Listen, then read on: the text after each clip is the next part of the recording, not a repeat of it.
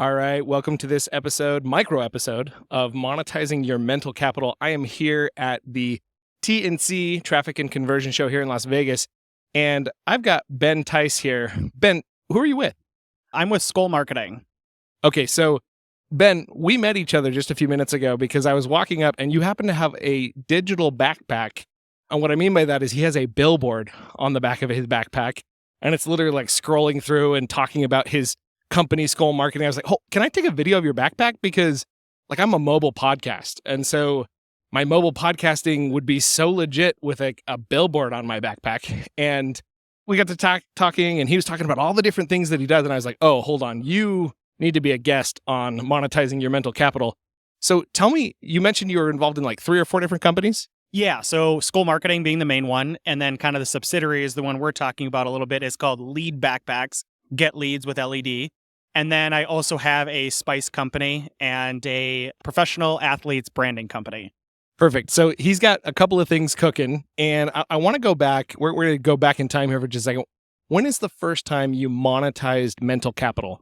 So some people have been like, oh, lemonade stand. Or one guy was like, oh, I actually ran a syndicate where we gave away free video games online before it was cool.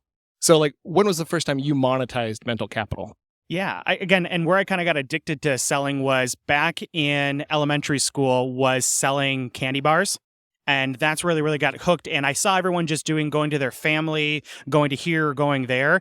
And I had like, well, why don't we go to better places? Meaning like, so I went to like college dorms or sitting outside colleges, and I would sit there as a kid and just sell candy bars. And I set records at our school for selling them. So I saw what everyone else was doing, saw an opportunity to go to a different crowd in a different way and sell them that way. So you got hooked. I love that. So you were like, wait a minute, this is all about audience. I just need somebody who's got some disposable capital here, and I'm going to go sit out. So how old were you? I was elementary school. So yeah, elementary school and middle school. So I don't know, around 10. So you're out there and you've got all of these college kids walking back and forth, and they were probably like, oh, he's so cute. And they came over and, here you go. You're selling all sorts of candy bars. Yep. I love it. Okay. So that transformed and skyrocketed you forward. Now you're doing Skull Marketing. Tell me about who's your main clientele there. Yeah. So we work with small to mid-size companies, ones that have usually like a smaller marketing department that we can kind of come in and add that extra expertise, as well as lay out a plan that they can execute or that we can kind of execute. We don't necessarily, we work with a wider range of industries is what I'm kind of saying is we don't specifically work with them. It's more the people that we're working with and the strategy that we're developing for them. Tell me about this. So you mentioned that the idea for this LED backpack you were at a conference, is that right? Yeah. So I was at a conference for Skull Marketing, and we got an email that said that they were hiring these kids essentially just to walk around with TVs on their back, and they wanted $5,000 for us to kind of do that. And I thought to myself, A, great idea. But B, I was like, how can, that's too much. How can we make it more affordable and functional? And so started kind of thinking about that and came up with Lead Backpacks.